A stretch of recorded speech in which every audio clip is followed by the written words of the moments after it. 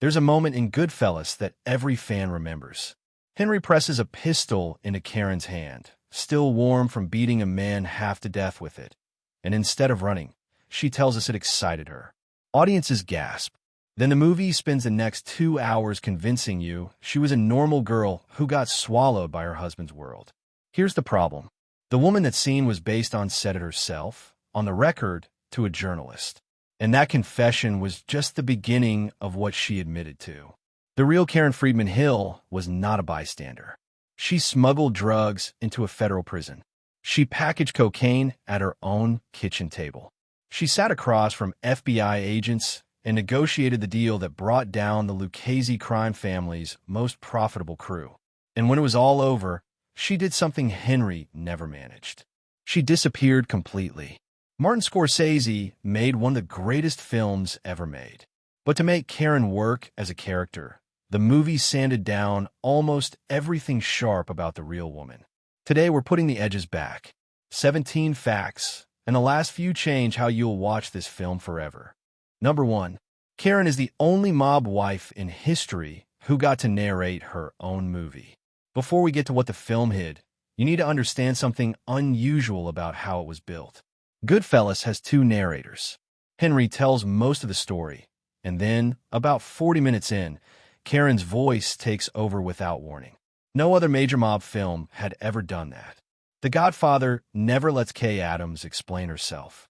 Casino gives Ginger no voice at all. That structure came directly from the source material. When Nicholas Pileggi wrote Wiseguy in 1985, he didn't just interview Henry. He sat down with Karen for hours, and her testimony became entire chapters of the book, printed in her own words. Pileggi later said her perspective was what made the book different from every other mob story on the shelf, because for the first time, readers heard what this life looked like from inside the marriage. But here's the catch, and it hangs over everything else in this video. Karen was not a neutral witness to her own life. Every word she gave Pileggi was Karen explaining Karen. She decided what to confess, what to soften, and what to leave out entirely. The movie inherited her version. So when Goodfellas shows you a woman who was seduced, misled, and trapped, remember who wrote that framing. She did. Number 2. The he's in construction lie lasted about 5 minutes. In the film, Karen seems genuinely unsure about what Henry does for a living. He tells her he's in construction. She notices his hands are too soft, and the truth arrives gradually, like fog lifting. The real timeline was much shorter and much less innocent. Karen Friedman met Henry in 1965 on a double date arranged through Paul Vario Jr., the son of the most powerful mobster in the Brownsville, East New York area. Think about that detail, because the movie rushes past it. Her introduction to Henry came through the Vario family itself. The first door she walked through had the mob's name on it. By her own account in Wiseguy, she knew very early that Henry wasn't a construction worker, a bricklayer, or anything close. He was 22, drove new cars, carried a roll of hundreds, never stood in line anywhere, and every waiter in every club in Queens knew his name. Karen wasn't a sheltered child. She was a sharp, middle-class young woman from Lawrence, Long Island, and she read the situation exactly right. What she told Pileggi is the part the movie plays as romance. She said the money and the access didn't scare her. They impressed her. The film gives you the famous Copacabana tracking shot and lets you feel her intoxication for 90 seconds. The Real Karen lived in that intoxication for 15 Karen years, Hill. I want to talk and she chose it with her eyes open. Number 3. The gun scene happened, and her reaction was worse than the movies. The pistol whipping across the street is real. A neighbor got physical with Karen after a date. She came home crying, and Henry walked across the street and smashed the man's face with the barrel of a gun, then handed the bloody weapon to Karen to hide. Lorraine Bracco's voiceover in that scene uses Karen's actual confession, almost word for word. She admitted the violence thrilled her, but the film frames it as a single shocking moment, a threshold she stumbled over once. The book tells you what came after, and this is what the movie cuts. Karen didn't have a crisis about hiding that gun. She kept it. There is no scene where she wrestled with her conscience, no moment where she considered calling the police, No conversation with her mother about the animal she was dating. She hid the weapon, and by her own telling, she found the whole thing to be proof that Henry would protect her, which made him more attractive, not less. Criminologists who study mob families have pointed at that exact detail for decades. The wives who lasted in that world weren't the ones who tolerated the violence. They were the ones who found a way to reframe it as devotion. Karen did that on day one, without coaching, and then narrated it back to a journalist 20 years later with striking honesty. Say what you want about her, but she never pretended that moment repelled her. Number 4. There were 2 weddings, and her family's objection wasn't crime. The movie compresses the courtship into a whirlwind and gives us one wedding, complete with envelopes of cash and a room full of men named Peter and Paul. What it skips is that Karen and Henry actually married twice. The first ceremony was an elopement. The 2 of them drove down to North Carolina in 1965 and married quietly, without her parents' blessing. Only afterward came the Jewish ceremony, staged largely to pacify the Friedman family. And here's the detail that quietly demolishes the movie's framing. Her parents' problem with Henry was never that he was a gangster. Their objection was that he wasn't Jewish. Henry was a half-Irish, half-Sicilian kid from a poor family in Brownsville and to a comfortable Jewish household in the Five Towns. That was the scandal. The criminal part barely registered in the family arguments, partly because nobody wanted to say it out loud, and partly because the money kept arriving. Henry, for his part, went along with everything. He agreed to the Jewish wedding and let Karen's world absorb him on the surface while his real world kept running underneath. The film hints at the religious tension with Karen's mother banging on the bedroom door, but it never tells you the marriage started with a secret elopement. Karen was capable of deceiving her own parents to get the life she wanted. That's worth remembering when the movie asks you to see her as someone things simply happen to. Number 5. They lived with her parents for years, and her mother knew. One of the funniest running bits in Goodfellas is Karen's mother, the disapproving voice shrieking about Henry coming home at dawn. It plays as sitcom material. The reality was longer, stranger, and harder to laugh at. Henry and Karen lived in her parents' house in Lawrence for years after the wedding. Not weeks, years. A working mob associate, running cigarette loads and hijacking scores, came home most nights to his in-laws' spare bedroom. Now ask the obvious question, the one the movie never lets anyone ask. What did the Friedmans think their son-in-law did? He kept no regular hours. He never discussed a job. Money appeared. Furs appeared. And this arrangement continued under their roof at their dinner table for years. The honest answer, supported by Karen's own interviews, is that the family settled into a comfortable, deliberate blindness. Nobody demanded answers because the answers were obvious and unwelcome. The movie turns Karen's mother into comic relief, so you never wonder how an entire middle-class household made peace with a gangster in the guest room. That silence was a family project, and Karen learned the skill young, at home, from people who loved her. It would turn out to be the most useful skill she ever developed. Number 6. Saturday was for wives, Friday was for girlfriends, and Karen accepted the math. One of the most quoted observations from Karen's narration is the social schedule of the crew. Saturday nights were for the wives, Friday nights were for the mistresses. The film delivers this with a wry shrug, as if Karen is describing weather. Look at what that line actually admits. Karen is telling you that every wife in that world, herself included, knew the men kept girlfriends, knew which night belonged to whom, and structured her week around the arrangement. This wasn't suspicion. It was scheduling, and the compensation package for that acceptance was extraordinary. In Wiseguy, Karen describes a life where nothing was ever paid for at face value. Furniture, appliances, clothes, vacations, all of it fell off the back of some truck somewhere. She describes wives comparing swag the way other women compare coupons.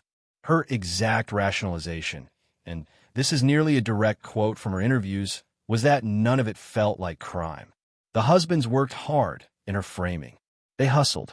The fact that the hustle involved hijacked trailers and broken legs stayed abstract, somewhere off-screen. The movie includes some of this, to be fair. But it stages these moments as Karen slowly acclimating to a strange culture. Her own words read differently. She wasn't acclimating. She was thriving. She once told Pelegi that after a while, the straight life, the legitimate life, was what looked abnormal to her. That's not a hostage talking. That's a convert. Number 7. She smuggled drugs into a federal prison every visit for years. In 1972, Henry went away on a 10-year federal sentence for beating a gambler in Florida, and the movie gives us the famous prison sequence. Paulie slicing garlic with a razor blade, steaks and lobsters, wine in the cell. It's played for comedy, and Karen appears as the loyal visitor sneaking in some contraband groceries under her coat. The real cargo was drugs. During Henry's stretch at Lewisburg Federal Penitentiary, Karen made regular visits, and she came loaded. She carried in drugs that Henry then sold inside the prison, which is how he kept money flowing to the family while locked up. This wasn't a one-time favor. It was a supply run, repeated over years into a federal facility, past guards, with her children sometimes along for the trip. Stop and sit with the risk profile. A mother of 2, hiding narcotics on her body, walking through federal security dozens of times. If she'd been caught once, she'd have faced serious federal charges and lost her kids. She never got caught, which tells you something about her nerve and her competence. The movie shows one soft version of this, a quick shot of Karen sneaking items in, and lets the audience file it under wifely devotion. What it never says out loud is that Karen Hill was, during those years, functionally a drug courier servicing a prison distribution operation. Not adjacent to it, running it on the outside end. Number 8. The cocaine business ran through her kitchen. By the late 1970s, Henry was deep into the Pittsburgh cocaine pipeline, the operation that would eventually destroy everything. The film shows Karen's involvement in flashes. She stirs, she watches, she does one nervous errand. The record is heavier than that. The drug operation was headquartered in the Hill home. Cocaine was cut, weighed, and packaged in the house, at the kitchen table with the kids upstairs. Karen didn't just tolerate this. She worked it. She helped prepare shipments, she handled money, and she made pickups and deliveries herself when Henry needed hands he could trust. The crew's other courier was Lois, the babysitter, which means the 2 people moving product for Henry's operation were his children's caretaker and his children's mother. Their kids confirmed all of it decades later. In 2004, Greg and Gina Hill published a memoir called On the Run about growing up in that house, and their picture of their mother has none of the movie softness.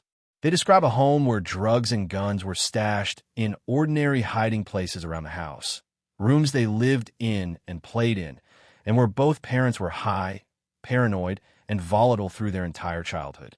When the movie needed Karen sympathetic, it made her a witness to the drug years. Her own children remember a participant. Number 9. The toilet flush was real, and it was the family's entire bankroll.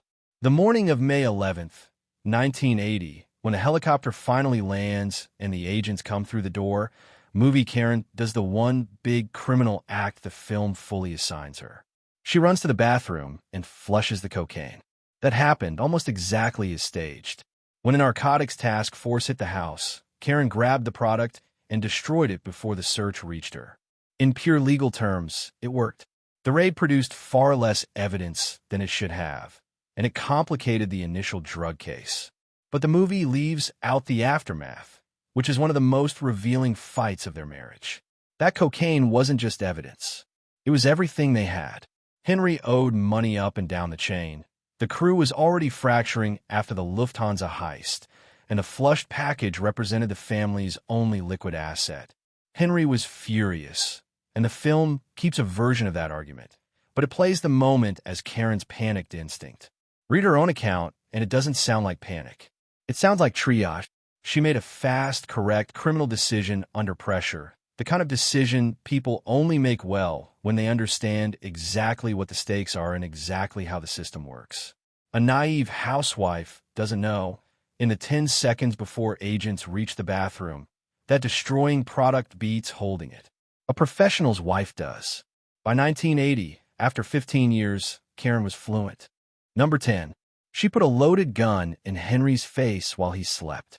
The scene where Karen straddles a sleeping Henry and presses a revolver against his face is one of the most unsettling in the film, and plenty of viewers assume Scorsese invented it for drama.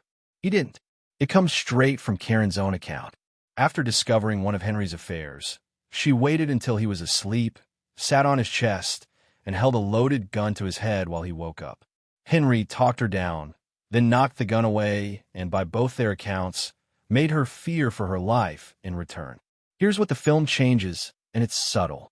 On screen, the moment is pure heartbreak.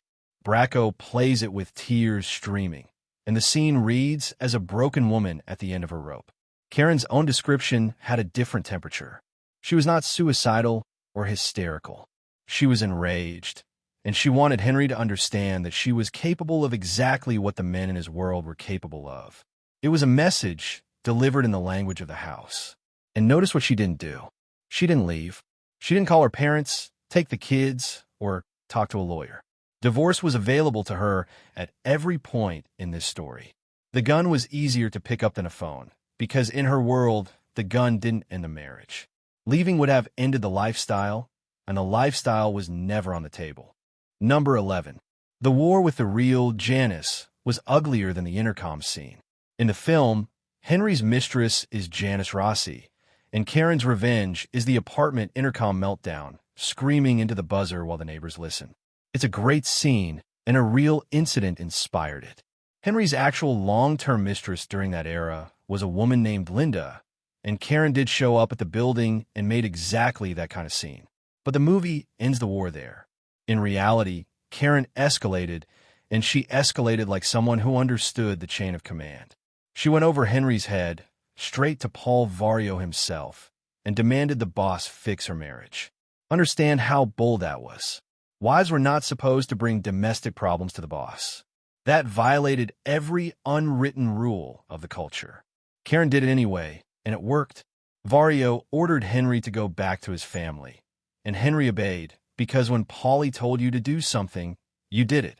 The movie shows a version of this, with Paulie and Tutty retrieving Henry, but it frames the intervention as Paulie protecting appearances. Karen's version is blunter. She knew where the real power in her world sat, and she used it. There's a name for someone who can walk into a Lucchese captain social club, make a demand, and get a made guy Jason Erner ordered home. It isn't victim, it's player, which brings us to the most disputed part of this whole story. Number 12. Henry went to his grave, claiming Karen and Paul Vario were lovers. This is the allegation you came for. So let's handle it carefully, because unlike everything else in this video, it rests mostly on one man's word. In interviews and books released long after Goodfellas, Henry Hill claimed that while he was locked up in Lewisburg in the mid-1970s, Karen began an affair with Paul Vario, the boss himself, the man Paul Sorvino played on screen. Henry said he learned about it and had to swallow it, because there is no move a half-Irish associate can make against a Lucchese captain. He claimed it poisoned his loyalty to Paulie years before the FBI ever got to him. Is it true? Karen never confirmed it. Vario never answered to it and died in prison in 1988. Pileggi left it out of Wiseguy, and the film leaves it out too, though watch Sorvino's scenes with Bracco knowing the claim exists, and the protectiveness plays differently. Skeptics point out that late-career Henry sold stories for a living and got looser with facts every year. Believers point out that the affair explains things the movie never quite explains, like why Vario personally involved himself in the Hills' marriage, and why his break with Henry over the drug business felt so personal. We can't settle it, and you should distrust anyone who claims they can. But the fact that the question is even plausible tells you how far the real Karen was from the wide-eyed girl at the Copacabana. Number 13. She never testified against Henry. The truth is more calculated. A lot of summaries of this story, including plenty floating around online, claim Karen turned on Henry and testified against him. That's false, and the truth is better. When Henry was arrested in the 1980 narcotics sweep, he was a dead man walking. Jimmy Burke was killing everyone connected to Lufthansa, and Henry knew his name was on the list. The government offered the witness protection deal, And here's the part the movie actually gets right while most people forget it. Karen was in the room. The prosecutor in the film, Ed McDonald, is the real Ed McDonald, the actual federal strike force attorney who ran the case, playing himself, delivering roughly the same pitch he delivered in 1980. And his pitch is aimed at Karen as much as Henry, because the government understood something crucial. Karen had exposure. She'd moved drugs, hidden evidence, and handled dirty money. If Henry went into the program without her, she was left outside with the wolves and with her own legal problems. So Karen made a decision, and by every account it was hers, made clear-eyed and fast. She took the deal alongside him, brought the children, and cooperated with federal investigators. Her cooperation helped the government dismantle the Vario crew and convict Jimmy Burke. She never sat in a witness box facing her husband. She did something colder. She weighed the life she'd chosen at 21 against her freedom at 35, and she liquidated the whole thing in an afternoon. Number 14. She stayed with him in witness protection for nearly a decade. The film ends with Henry in a bathrobe picking up a newspaper in the suburbs, and the credits tell us he and Karen separated. What the credits compress is 9 more years of marriage that nobody ever puts on screen. From 1980 to 1989, Karen lived as a fugitive from her own name. The Marshalls moved the family through a series of ordinary towns: Omaha, Nebraska, Independence, Kentucky, Redmond, Washington, and each stop followed the same pattern. New names, new schools for the kids, a fragile normal life, and then Henry would blow it up. He couldn't stay clean and couldn't stay quiet. He drank, used, ran small scams, got arrested, and repeatedly compromised the family's cover, forcing the government to relocate them again. The kid's memoir describes those years in brutal detail. Greg and Gina write about packing in the middle of the night, lying to every friend they ever made, and watching both parents deteriorate. Their portrait of Karen in this era is not flattering. They describe her as angry, erratic, and still bound to Henry long past any point of sense. Karen Hill. She finally separated from him in 1989, a full quarter century after that first double date. The divorce wasn't finalized until 2002. Whatever else is true of Karen Hill, the movie's suggestion that she was a captive of circumstance has to survive this fact. Every door was open for 9 years. She kept choosing the room. Number 15. Her own children wrote the book that undoes the movie. We've mentioned On the Run twice, but it deserves its own entry because it's the closest thing that exists to a hostile witness against the Goodfellas version of Karen. Published in 2004, written by Greg and Gina Hill under those pen names, it's the only major account of this story told by people who had no image to protect and nothing to sell but the truth of their childhood. And the mother in that book is not Lorraine Bracco's Karen. She's a woman who knew exactly what was hidden in the house and where. A woman who screamed, threw things, and matched Henry's chaos with her own. A woman who, in her children's telling, was so deep inside the life that leaving it never seemed to occur to her as a real option. One detail from their account lands harder than any scene Scorsese shot. The children described knowing, as small kids, which parts of their own home they weren't supposed to look at too closely. They grew up navigating around the family business the way other kids navigate around a parent's bad temper. That knowledge came from somewhere. Kids don't learn to unsee things on their own.